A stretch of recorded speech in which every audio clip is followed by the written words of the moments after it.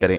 यहां पौलुस लिखते हैं 14वें वचन से, मैं इसी कारण उस पिता के सामने घुटने टेकता हूं जिससे स्वर्ग और पृथ्वी पर हर एक घराने का नाम रखा जाता है, कि वह अपनी महिमा के धन के अनुसार तुम्हें यह दान दे कि तुम उसके आत्मा से अपने भीतरी मनुष्य तत्व में सामर्थ्य पाकर बलवंत होते जाओ। यहां पर पौलुस लिखते हैं कि मैं पिता के सामने घुटने टेक कर यह प्रार्थना करता हूं उस पिता परमेश्वर से जिसके द्वारा स्वर्ग और पृथ्वी पर हर एक घराने का या हर एक वस्तु का अस्तित्व है। यहां 15वें वचन में जो लिखा है, जिससे स्वर्ग और पृथ्वी पर हर एक घराने का नाम रखा जाता है, इसका जो मतलब है वो ये है कि उसके द्वारा इन सब का अस्तित्व है। हर एक घराने का, हर एक कुल का, हर एक भाषा का, हर एक जो शय इस धरती पर या स्वर्ग पे है, उन सब का अस्तित्व उस परमेश्वर से ही है। यहां पर पौलुस कह रहे हैं, मैं उस परमेश्वर के सामने घुटने टेकता हूं और उससे प्रार्थना करता हूं कि वह अपनी महिमा के धन के अनुसार, जो उसने महिमा का धन अनुग्रह के रूप में मुझे और आपको दिया है, उसके अनुसार तुम्हें यानी मसीही विश्वासियों को यह दान दे कि तुम उसके पवित्र आत्मा से अपने भीतरी मनुष्य तत्व में सामर्थ्य पाकर बलवंत होते जाओ। भीतरी मनुष्य तत्व क्या है मेरे प्यारे भाई बहनों? यहां पर पौलुस लिखते हैं भीतरी मनुष्य तत्व। जैसा कि मैं आपको पहले भी बता चुका हूं, जो मनुष्य है यानी कि जो मैं और आप हैं, वो 3 तत्वों से मिलकर के बने हैं। क्या क्या है? शरीर, प्राण और आत्मा। शरीर क्या है? यह बाहरी तत्व है। यह बाहरी मनुष्य तत्व क्या है? यह शरीर, यह देह है। और यह इस देह में जीवन कहां से आता है? प्राण से आता है। और भीतरी मनुष्य तत्व क्या है?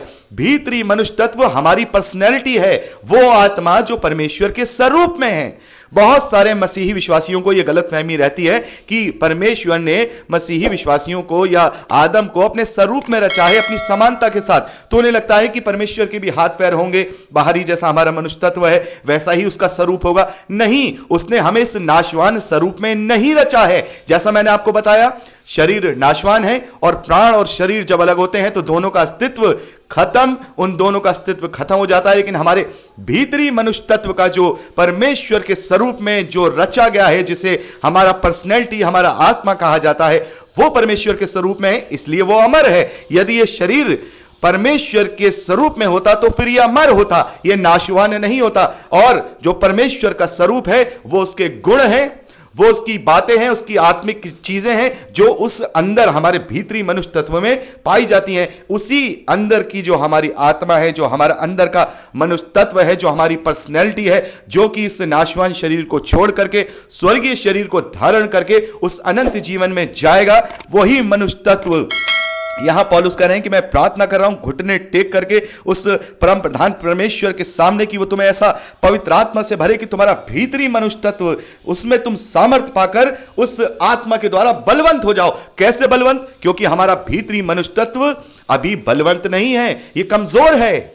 ये कमजोर है। जब तक पवित्र आत्मा का सामर्थ्य हमें नहीं मिलता है, पवित्र आत्मा का वरदान हमें नहीं मिलता है, पवित्र आत्मा का साथ हमें नहीं मिलता है, पवित्र आत्मा का छाप हमें नहीं मिलता, जब तक ये भीतरी मनुष्य तत्व कमजोर रहता है, निर्बल रहता है और ये अपने भारी मनुष्य तत्व यानी इस शरीर की लालसाओं और अभिलाषाओं के आगे हार जाता है और घुटने टेक देता है। यहां पर पौलुस कह रहे हैं कि पवित्र आत्मा के द्वारा मैं प्रार्थना करता हूं। तो मेरे प्यारे भाई बहनों, यदि हमें अपना मनुष्य तत्व, जो भीतरी मनुष्य तत्व है, उसको बलवान करना है तो हमें पवित्र आत्मा को अपने लिए अपने हृदय के द्वार खोलने पड़ेंगे। हमें उसकी अधीनता स्वीकार करनी होगी। हमें अपने भीतरी मनुष्य तत्व को बलवंत करके भारी मनुष्य तत्व को हराना होगा। ये जो हमारा शरीर है ये बाहरी मनुष्य तत्व है, लेकिन अंदर का मनुष्य तत्व जो हमारा आत्मा, हमारी जो पर्सनैलिटी है, जिससे सब कुछ झेलना है, वो सजा इस शरीर को नहीं झेलनी, वो सजा और वो अनंत जीवन जो मिलेगा उस भीतरी मनुष्य तत्व को मिलेगा। तो हमें अपने भीतरी मनुष्य तत्व को बलवान करना है। और जिस दिन हमने अपने भीतरी मनुष्य तत्व को पवित्र आत्मा में बलवान कर लिया, तब हम इस बाहरी मनुष्य तत्व के गुलाम नहीं रहेंगे।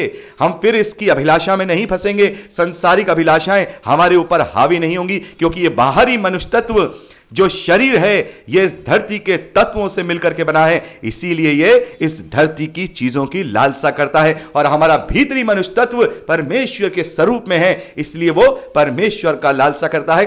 इसलिए जरूरी है कि हम अपने भीतरी मनुष्य तत्व को बलवंत करें। और पौलुस यहां पर यही प्रार्थना कर रहे हैं कि मैं परमेश्वर से घुटने टेक करके ये प्रार्थना करता हूं कि तुम्हें यह दान मिले कि पवित्र आत्मा के द्वारा तुम अपने भीतरी मनुष्य तत्व में सामर्थ्य को पाकर, पवित्र आत्मा से सामर्थ्य पाकर बलवंत होते जाओ। ऐसे अनेक वीडियोस को देखने के लिए हमारे चैनल को सब्सक्राइब करें, बेल आइकॉन प्रेस करें और वीडियो को लाइक जरूर करें। धन्यवाद।